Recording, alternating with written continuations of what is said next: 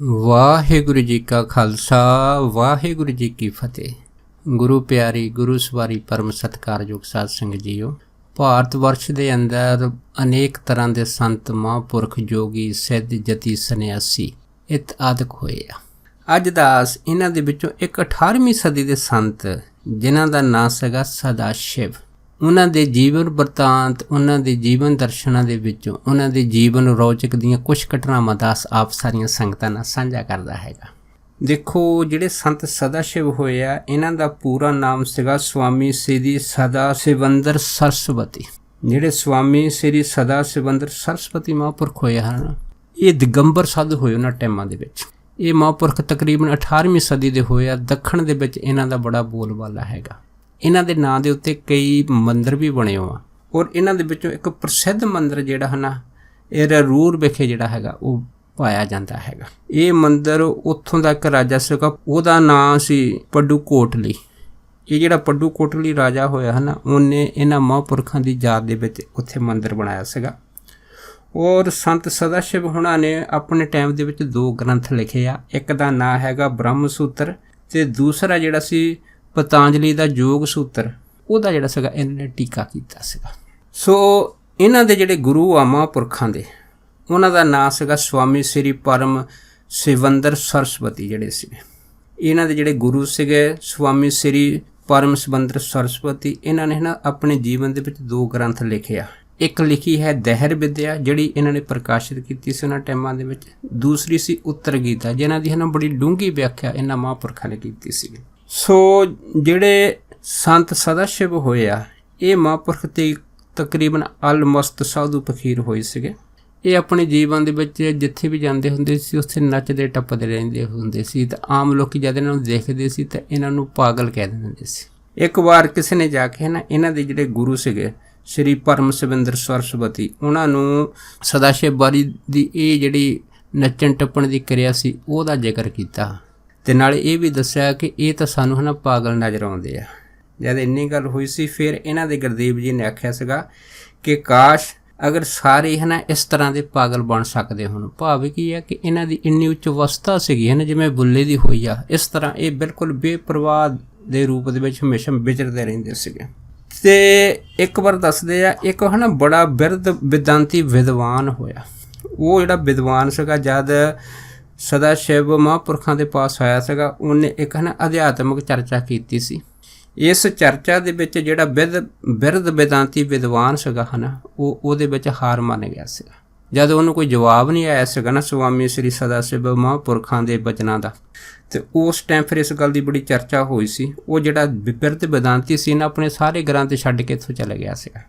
ਪਰ ਇਸ ਗੱਲ ਦਾ ਜਦੋਂ ਇਹਨਾਂ ਦੇ ਗੁਰੂ ਜੀ ਨੂੰ ਪਤਾ ਲੱਗਾ ਸੀਗਾ, ਉਹਨਾਂ ਨੇ ਫਿਰ ਆਪਣੇ ਸ਼ਿਸ਼ ਸੰਤ ਸਦਾ ਸ਼ਿਵ ਜੀ ਨੂੰ ਉਹਨਾਂ ਟਾਈਮਾਂ ਦੇ ਵਿੱਚ ਫਟਕਾਰ ਪਾਈ ਸੀਗੀ ਕਿ ਤੂੰ ਇੱਕ ਬਿਰਧ ਵਿਦਵਾਨ ਜਿਹੜੇ ਹੋਏ ਆ, ਉਹਨਾਂ ਦਾ ਤੂੰ ਤਿਰਸਕਾਰ ਕੀਤਾ ਹੈਗਾ। ਜਦ ਕਿ ਇਸ ਤਰ੍ਹਾਂ ਦਾ ਤਿਰਸਕਾਰ ਕੋਈ ਨਹੀਂ ਸੀ, ਸਿਰਫ ਗ੍ਰੰਥਾਂ ਦੀ ਗੱਲਬਾਤ ਸੀਗੀ। ਅਤੇ ਜਿਨ੍ਹਾਂ ਗ੍ਰੰਥਾਂ ਦੇ ਵਿੱਚ ਜਿਹੜੇ ਸੀਗੇ ਸੰਤ ਸਦਾ ਸ਼ਿਵ ਜਿਹੜੇ ਸੀਗੇ, ਉਹਨਾਂ ਦੇ ਪ੍ਰਸ਼ਨਾਂ ਤੋਂ ਇਹ ਜਿਹੜਾ ਵਿਦਵਾਨ ਸੀਗਾ ਕੋਈ ਉੱਤਰ ਨਹੀਂ ਸੀ ਦੇ ਸਕਿਆ। ਪਰ ਫਿਰ ਵੀ ਇਹਨਾਂ ਦੇ ਗੁਰੂ ਨੇ ਫਟਕਾਰ ਲਾਈ ਸੀ, ਅਤੇ ਨਾਲ ਇਹ ਵੀ ਆਖਿਆ ਸੀਗਾ ਕਿ ਤੂੰ ਅੱਜ ਤੋਂ ਬਾਅਦ ਆਪਣੀ ਜੀਭ ਦੇ ਉੱਤੇ ਸੰਜਮ ਰੱਖਿਆ ਕਰ। ਉਸ ਤੋਂ ਬਾਅਦ ਫਿਰ ਸੰਤ ਸਦਾ ਸ਼ਿਵ ਹੋਣਾ ਨੇ ਨਾ ਆਪਣਾ ਜਿਹੜਾ ਜੀਵਨ ਦੇ ਵਿੱਚ ਇੱਕ ਪੱਕਾ ਮੌਨ ਧਾਰਨ ਕਰ ਲਿਆ ਸੀਗਾ। ਜਦੋਂ ਫਿਰ ਪੱਕਾ ਮੌਨ ਧਾਰਨ ਕੀਤਾ, ਉਸ ਤੋਂ ਬਾਅਦ ਇਹਨਾਂ ਨੇ ਜਿਹੜੀ ਸੀ ਕਿਸੇ ਨਾਲ ਵੀ ਕੋਈ ਗੱਲਬਾਤ ਕਰਨੀ ਹੈ ਨਾ, ਉਹ ਜ਼ਮੀਨ ਦੇ ਉੱਤੇ ਲਿਖ ਕੇ ਕਰਦੇ ਹੁੰਦੇ ਸੀਗੇ। ਇੱਕ ਵਾਰ ਦੀ ਘਟਨਾ ਕਿ ਇੱਕ ਵਾਰ ਕਵੇਰੀ ਨਦੀ ਦੇ ਉੱਤੇ ਇਹ ਮਹਾਂਪੁਰਖ ਜਦ ਸਮਾਧੀ 'ਤੇ ਬੈਠੇ ਸੀਗੇ, ਉਹਨਾਂ ਟਾਈਮਾਂ ਦੇ ਵਿੱਚ ਹੜ੍ਹ ਆਇਆ ਸੀ ਕਵੇਰੀ ਦੇ ਵਿੱਚ। ਜਦ ਕਵੇਰੀ ਨਦੀ 'ਚ ਹੜ੍ਹ ਆਇਆ ਅਤੇ ਇਹ ਕਵੇਰੀ ਨਦੀ 'ਚ ਬੈਠੇ ਸੀ, ਹੜ੍ਹ ਦੇ ਪਾਣੀ ਦੇ ਨਾਲ ਇਹ ਆਪ ਜਿਹੜੇ ਸੀਗੇ ਇਸੇ ਤਰ੍ਹਾਂ ਸਮਾਧੀ ਦੀ ਹਾਲਤ ਦੇ ਵਿੱਚ ਬਹਿ ਗਏ ਸੀ। ਜਦ ਲੋਕਾਂ ਨੇ ਇਹਨਾਂ ਨੂੰ ਕਵੇਰੀ ਨਦੀ ਦੇ ਵਿੱਚ ਹੜ੍ਹ ਦੇ ਪਾਣੀ 'ਚ ਬਹਿੰਦਿਆਂ ਦੇਖਿਆ, ਸਭ ਨੇ ਉਮੀਦ ਛੋੜ ਦਿੱਤੀ ਸੀ। ਪਰ ਉਸ ਤੋਂ ਬਾਅਦ ਹੈ ਨਾ ਕਈ ਹਫ਼ਤਿਆਂ ਬਾਅਦ ਇਹਨਾਂ ਦਾ ਜਿਹੜਾ ਸਰੀਰ ਸੀਗਾ ਹੈ ਨਾ, ਉਹ ਪਿੰਡ ਕੋਟ ਮੁੰਡੀ ਆ, ਜਿਹੜਾ ਜ਼ਿਲ੍ਹਾ ਕੋਟਮਤੂਰ ਦੇ ਵਿੱਚ ਪੈਂਦਾ ਹੈਗਾ, ਉਸ ਜਗ੍ਹਾ ਦੇ ਵਿੱਚ ਜਿਹੜੀ ਰੇਤਾ ਸੀ ਉਹਦੇ ਵਿੱਚ ਧੱਸਿਆ ਮਿਲਿਆ ਸੀਗਾ। ਜਦ ਲੋਕਾਂ ਨੇ ਇਹਨੂੰ ਦੇਖਿਆ ਸੀਗਾ ਤਾਂ ਇਹਨਾਂ ਮਹਾਂਪੁਰਖਾਂ ਨੂੰ ਪਛਾਣਿਆ ਸੀਗਾ। ਪਰ ਜਦੋਂ ਉਹਨਾਂ ਨੇ ਇਹ ਜਿਹੜੀ ਰੇਤਾ ਮਿੱਟੀ ਸੀ ਇਹ ਕੱਢ ਕੇ ਇਹਨਾਂ ਦੇ ਸਰੀਰ ਨੂੰ ਬਾਹਰ ਕੱਢਿਆ, ਅਤੇ ਇਹ ਜਿਹੜੇ ਮਹਾਂਪੁਰਖ ਚੁੱਪ ਚਪੀਤੇ ਉੱਥੋਂ ਉੱਠ ਕੇ ਜਿਹੜੇ ਸੀਗੇ ਉਹ ਅੱਗੇ ਤੁਰ ਪਏ ਸੀਗੇ। ਇੱਕ ਵਾਰ ਦੱਸਦੇ ਆ ਮਹਾਂਪੁਰਖਾਂ ਦੇ ਜੀਵਨ ਦੀਆਂ ਘਟਨਾਵਾਂ ਦੇ ਵਿੱਚ कि एक बारी एक बड़ा अमीर गृहस्थी जिहड़ा अनाज का बड़ा गोदाम सीगा है ना, उस गोदाम के कोल रात में महापुरख अचनचेत रुक गए।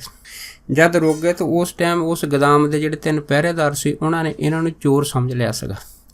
जद चोर समझिया सीगा तो वो जिहड़े उठ के ना लाठियां लैके जद इन्हां दे पिछे भज्जे आ, जो इन्हां दे कोल आए तो इन्हां नूं मारन लगे तो वो जिहड़ियां लाठियां जद हवा दे विच उन्हां ने उपर नूं कीतियां तो वो सारे दे सारे जिहड़े पहरेदार सीगे वो बुत बन गए सी ते ये लाठियां उस तरह हवा दे विच खड़ियां रहियां सीगियां।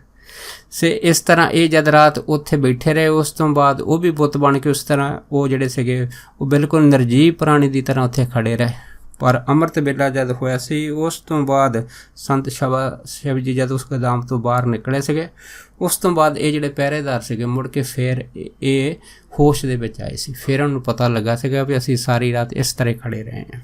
सो एक बार की घटना ये सी कि एक बार एक है ना मजदूरां दा सरदार सीगा, उन्होंने इन्हां नूं एक बार जिहड़ा सीगा लक्कड़ ढोण दे विच एक वड्डा सारा लकड़ां दा गट्ठा इन्हां दे सिर ते चका दित्ता सीगा ते इन्हां नूं आखिया सीगा कि जिथे साडीआं लकड़ां दा ढेर है ना उत्थे जाके लकड़ां दा भारा गट्ठा तूं चक के सिट दे, क्योंकि साधु सी आलमोस्ट सगे दिगंबर हुंदे सी, कोई तन ते कपड़ा नहीं सी पाउंदे। पर इन्हां ने की कीता उहदा जिहड़ा लकड़ां दा भारा सीगा अपने सिर ते चक लिया। चक के जद लकड़ां दे ढेर दे कोल पहुंचे, ज्यों ही इन्हां ने जिहड़ा लकड़ां दा सिर दा भारा जिहड़ा सी ला के उस लकड़ां ते सुट्टिया, वो सारे जिहड़ियां लकड़ां दीयां ढेर सी उहनूं अग लग गई। जद लग गई उस तो बाद सारियां लकड़ां जिहड़ी सड़ के सुआह हो गईयां, जिस करके जिहड़ा मजदूरां दा सरदार सीगा है ना, इन्हां नूं देख के मन ही मन बड़ा भयभीत होया सी ते उत्थों नੱਠ गया सीगा। एक बार महापुरख अपने जीवन दे विच किते विचरे सी, अचनचेत एक है ना मुसलमान कोई सरदार सीगा उहदे तंबू दे विच चले गए।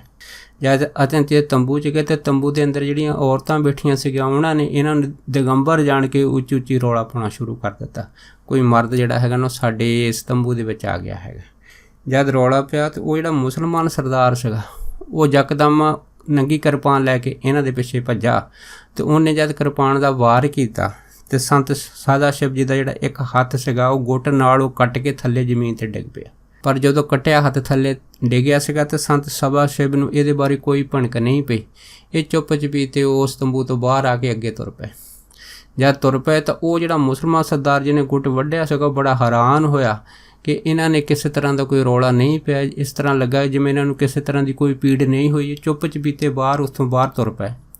जद हत्थ जमीन ते पिया तुर पे तो वो मुसलमान के मन च आया भी लगता हैगा कि जिहड़े दिगंबर साधु आए कोई अल्लाह का प्यारा हैगा, इस करके वो फटाफट जिहड़ा कट्टिया हत्थ सीगा वो लैके इन्हां दे पिछे दौड़ा।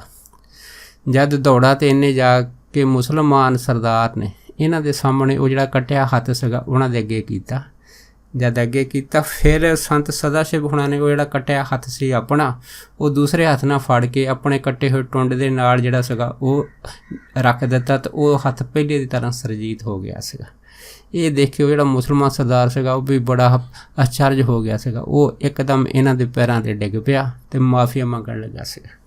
जद माफिया मंगण लगा तो इन्हां नूं कहा कि तुसीं मैनूं है ना कोई धार्मिक उपदेश दिओ। उस तो बाद फिर इन्हां महापुरख ने कहा सीगा भी किसी भी काम करन दी कोई इच्छा होवे है ना वो काम कहंदे ना करो।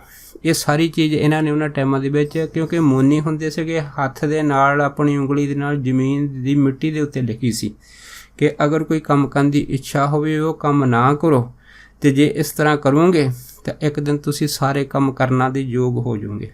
उस तो बाद जिहड़ा मुसलमान सीगा इन्हां दा शागिर्द हो गया सीगा। एक बार दसदे आ कि बहुत सारे जिहड़े बच्चे सीगे इन्हां दे पास गए, उन्हां टाइमां दे विच है ना मदरई दा मेला बड़ा मशहूर हुंदा सीगा। उस जिस जगह महापुरख रहिंदे सी ये मेला उत्थों तकरीबन 150 मील दूर लगदा हुंदा सी।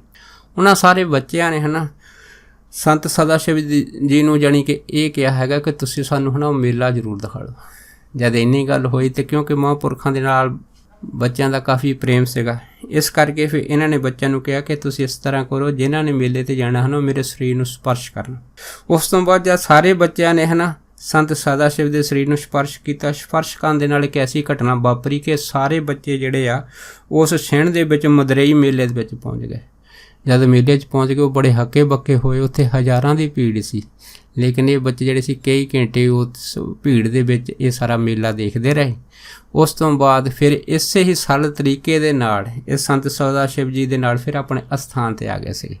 ਜਦ ਅਸਥਾਨ 'ਤੇ ਆ ਗਏ ਸੀ ਉਸ ਤੋਂ ਬਾਅਦ ਉਹਨਾਂ ਸਾਰੇ ਬੱਚਿਆਂ ਨੇ ਇਹ ਜਿਹੜੀ ਘਟਨਾ ਅਚਰਜ ਸੀਗੀ ਕਿ ਕਿਵੇਂ ਉਹਨਾਂ ਨੇ ਮਹਾਂਪੁਰਖਾਂ ਦੇ ਨਾਲ ਉਹਨਾਂ ਟਾਈਮਾਂ ਦੇ ਵਿੱਚ ਮਦਰਈ ਦਾ ਮੇਲਾ ਦੇਖਿਆ, ਅਤੇ ਜਿਹੜੇ ਮਾਪੇ ਸੀ ਸਾਰੇ ਸੁਣ ਕੇ ਬੜੇ ਹੈਰਾਨ ਹੋਏ। ਜਦ ਹੈਰਾਨ ਹੋਏ ਪਰ ਫਿਰ ਵੀ ਕਿਸੇ ਨੂੰ ਯਕੀਨ ਨਾ ਆਵੇ ਕਿ ਕਿਵੇਂ ਸੰਤ ਸਦਾਸ਼ਿਵ ਜੀ ਦੇ ਸਰੀਰ ਨੂੰ ਸਪਰਸ਼ ਕਰਨ ਦੇ ਨਾਲ ਇਹ ਸਾਰੇ ਬੱਚੇ ਜਿਹੜੇ ਸੀਗੇ ਉਹ ਮਦਰਈ ਪਹੁੰਚ ਗਏ ਸੀ, ਜਿਹੜਾ ਉਹਨਾਂ ਟਾਈਮਾਂ ਦੇ ਵਿੱਚ 150 ਮੀਲ ਉੱਥੋਂ ਦੂਰ ਸੀਗਾ। ਪਰ ਫਿਰ ਜਦੋਂ ਬੱਚਿਆਂ ਨੇ ਉਹ ਮੇਲੇ ਵਿੱਚੋਂ ਲਈਆਂ ਹੋਈਆਂ ਮਹਾਂਪੁਰਖਾਂ ਦੁਆਰਾ ਦਿੱਤੀਆਂ ਮਠਿਆਈ ਦੇ ਜਿਹੜੇ ਡੱਬੇ ਸੀਗੇ ਜਦ ਆਪਣੇ ਮਾਪਿਆਂ ਨੂੰ ਦਿਖਾਲੇ ਸੀ ਤਾਂ ਸਾਰੇ ਜਿਹੜੇ ਮਾਪੇ ਸੀਗੇ ਬੜੇ ਹੈਰਾਨ ਹੋਏ ਸੀ। ਇਸ ਘਟਨਾ ਤੋਂ ਬਾਅਦ ਨਾ ਇੱਕ ਬੱਚਾ ਸੀਗਾ, ਉਹਦੇ ਮਨ ਦੇ ਵਿੱਚ ਆਇਆ ਵੀ ਇਸ ਤਰ੍ਹਾਂ ਕਦੀ ਹੋ ਨਹੀਂ ਸਕਦਾ, ਅਤੇ ਉਹ ਦੂਸਰੇ ਬੱਚਿਆਂ ਨੂੰ ਮਖੌਲ ਕਰਨ ਲੱਗ ਪਿਆ। ਜਦ ਮਖੌਲ ਕਰਨ ਲੱਗ ਪਿਆ ਉਹਨਾਂ ਟਾਈਮਾਂ ਦੇ ਵਿੱਚ ਇੱਕ ਰੰਗਮ ਦਾ ਮੇਲਾ ਵੀ ਜਿਹੜਾ ਸੀਗਾ ਉੱਥੇ ਮਸ਼ਹੂਰ ਹੈਗਾ ਦੱਖਣ ਦੇ ਵਿੱਚ। ਉਸ ਬੱਚੇ ਨੇ ਫਿਰ ਜਿਹੜੇ ਸੀਗੇ ਇਹਨਾਂ ਮਹਾਂਪੁਰਖਾਂ ਦੇ ਪਾਸ ਪਹੁੰਚ ਕੇ ਇਹ ਆਖਿਆ ਕਿ ਜਿਸ ਤਰ੍ਹਾਂ ਤੁਸੀਂ ਨਾ ਬਾਕੀ ਬੱਚਿਆਂ ਨੂੰ ਮਦਰਈ ਦਾ ਮੇਲਾ ਦਿਖਾ ਲਿਆ ਹੈਗਾ, ਇਸ ਤਰ੍ਹਾਂ ਤੁਸੀਂ ਮੈਨੂੰ ਰੰਗਮ ਦਾ ਮੇਲਾ ਜ਼ਰੂਰ ਦਿਖਾਵੋ, ਇਹ ਮੇਰੀ ਇੱਛਾ ਪੂਰੀ ਕਰੋ, ਫਿਰ ਮੈਂ ਮੰਨਦਾ ਹੈਗਾ। ਜਦ ਇੰਨੀ ਗੱਲ ਹੋਈ ਫਿਰ ਸੰਤ ਸਦਾਸ਼ਿਵ ਨੇ ਉਸ ਬੱਚੇ ਦੀ ਜਿਹੜੀ ਇੱਛਾ ਸੀ ਇੱਕ ਛਣ ਦੇ ਵਿੱਚ ਪੂਰੀ ਕਰ ਦਿੱਤੀ। ਉਹ ਬੱਚਾ ਜਿਹੜਾ ਸੀਗਾ ਉਹ ਰੰਗਮ ਮੇਲੇ 'ਤੇ ਪਹੁੰਚ ਗਿਆ। ਜਦ ਪਹੁੰਚ ਗਿਆ ਤਾਂ ਉਸ ਭੀੜ ਦੇ ਵਿੱਚ ਉਹਨੇ ਮੇਲਾ ਦੇਖਿਆ, ਪਰ ਮੇਲਾ ਦੇਖ ਲਏ ਉਸ ਤੋਂ ਬਾਅਦ ਇਹਨਾਂ ਨੂੰ ਉਹ ਬੱਚੇ ਨੂੰ ਇਹ ਜਿਹੜੇ ਸੰਤ ਸੀਗੇ ਮੇਲੇ ਦੇ ਵਿੱਚ ਨਜ਼ਰ ਨਹੀਂ ਆਏ। ਅਖੀਰ ਦੱਸਦੇ ਆ ਇਹੋ ਹੀ ਬੱਚਾ ਜਿਹੜਾ ਸੀਗਾ ਇਹ ਫਿਰ ਉੱਥੋਂ ਮੇਲੇ ਤੋਂ ਤੁਰ ਕੇ ਫਿਰ ਆਪਣੇ ਨਗਰ ਪਹੁੰਚਿਆ ਸੀਗਾ। ਸੋ ਕਹਿਣ ਤੋਂ ਭਾਵ ਇਹ ਆ ਕਿ ਇੱਕ ਨਹੀਂ ਅਨੇਕਾਂ ਚਮਤਕਾਰ ਇਹਨਾਂ ਮਹਾਂਪੁਰਖਾਂ ਦੇ ਸਦਾਸ਼ਿਵ ਜੀ ਦੇ ਹੋਏ ਆ, ਅਤੇ ਇਹ ਜਿਹੜੇ ਸੰਤ ਸਦਾਸ਼ਿਵ ਸੀਗੇ ਇਹਨਾਂ ਨੇ ਆਪਣੇ ਜੀਵਨ ਦੇ ਵਿੱਚ 2 ਗ੍ਰੰਥ ਵੀ ਲਿਖੇ ਆ। ਇੱਕ ਦਾ ਨਾਂ ਹੈਗਾ ਬ੍ਰਹਮ ਸੂਤਰ ਅਤੇ ਦੂਸਰਾ ਹੈਗਾ ਪਤੰਜਲੀ ਦਾ ਯੋਗ ਸੂਤਰ। ਸੋ ਕਹਿਣ ਤੋਂ ਭਾਵ ਇਹ ਆ ਕਿ ਇਹੋ ਜਿਹੇ ਮਹਾਂਪੁਰਖ ਜਿਹੜੇ ਆ ਭਾਰਤ ਵਰਸ਼ ਦੇ ਵਿੱਚ ਜਿਹੜੇ 18ਵੀਂ ਸਦੀ ਵਿੱਚ ਹੋਏ ਆ, ਉਹਨਾਂ ਦੇ ਮੰਦਰ ਜਿਹੜੇ ਹੈ ਦੱਖਣ ਦੇ ਵਿੱਚ ਪਾਏ ਜਾਂਦੇ ਆ, ਅਤੇ ਉਹਨਾਂ ਦੀਆਂ ਜਿਹੜੀਆਂ ਸੰਗਤਾਂ ਸ਼ਰਧਾਲੂ ਆ ਅੱਜ ਵੀ ਉਹਨਾਂ ਦੇ ਜੀਵਨ ਦੇ ਸੰਬੰਧ ਵਿੱਚ ਉਹਨਾਂ ਦੀਆਂ ਜਿਹੜੀਆਂ ਰੋਚਕ ਗਾਥਾਵਾਂ ਹੈਗੀਆਂ ਆਪਣੇ ਪਰਿਵਾਰਾਂ ਨਾਲ ਸਾਂਝਾ ਕਰਦੇ ਆ। ਅਤੇ ਇਹ ਜਿਹੜਾ ਉਹਨਾਂ ਦਾ ਸਭ ਤੋਂ ਵੱਡਾ ਮੰਦਰ ਹੈਗਾ ਅੱਜ ਤੀਰਥ ਸਥਾਨ ਦੇ ਵਿੱਚ ਦਾ ਰੂਪ ਧਾਰਨ ਕਰ ਚੁੱਕਾ ਹੈਗਾ। ਸੋ ਇਹ ਜਿਹੜਾ ਮੰਦਰ ਹੈ ਨਹਿਰੂਰ ਦੇ ਵਿਖੇ ਹੈਗਾ, ਅਤੇ ਇੱਥੇ ਜਿਹੜੀਆਂ ਅੱਜ ਵੀ ਹਜ਼ਾਰਾਂ ਸੰਗਤਾਂ ਆਉਂਦੀਆਂ ਅਤੇ ਹੋਰ ਵੀ ਆ ਕੇ ਆਪਣੇ ਮਨ ਦੀਆਂ ਜੋ ਵੀ ਮੁਰਾਦਾਂ ਮੰਗਦੀਆਂ ਪੂਰੀਆਂ ਹੁੰਦੀਆਂ। ਔਰ ਖ਼ਾਸ ਕਰਕੇ ਜਿਹੜੇ ਬਿਮਾਰ ਲੋਕ ਆ ਨਾ ਦੱਸਦੇ ਇਸ ਮੰਦਰ ਦੇ ਵਿੱਚ ਚਮਤਕਾਰੀ ਢੰਗ ਦੇ ਨਾਲ ਤੰਦਰੁਸਤ ਹੋ ਜਾਂਦੇ ਆ। ਸੋ ਇਹੋ ਜਿਹੇ ਬ੍ਰਹਮ ਗਿਆਨੀ ਪੂਰਨ ਮਹਾਂਪੁਰਖ ਜਿਹੜੇ ਆ ਸੰਤ ਸਦਾਸ਼ਿਵ ਹੋਏ ਆ, ਜਿਨ੍ਹਾਂ ਦਾ ਜਿਹੜਾ ਹੈ ਜੀਵਨ ਚਰਿੱਤਰ ਅੱਜ ਵੀ ਸੰਗਤਾਂ ਦੇ ਹਿਰਦੇ ਵਿੱਚ ਸਦਾ ਇੱਕ ਮਹਾਨ ਮਹਾਂਪੁਰਖਾਂ ਦੇ ਰੂਪ ਦੇ ਵਿੱਚ ਚਰਿੱਤਰਿਆ ਹੋਇਆ ਹੈਗਾ। ਸੋ ਦਾਸ ਇੰਨੇ ਹੀ ਬਚਨ ਮਹਾਂਪੁਰਖਾਂ ਦੇ ਸਾਂਝਾ ਕਰਦਾ ਹੋਇਆ ਖਿਮਾ ਦਾ ਜਾਚਕ ਆ ਜੀ। ਹੋਈਆਂ ਬੇਅੰਤ ਭੁੱਲਾਂ ਚੁੱਕਾਂ ਦੀ ਖਿਮਾ ਬਖਸ਼ਣੀ। ਸੋ ਫਤਿਹ ਬੁਲਾਓ। ਵਾਹਿਗੁਰੂ ਜੀ ਕਾ ਖਾਲਸਾ, ਵਾਹਿਗੁਰੂ ਜੀ ਕੀ ਫਤਿਹ।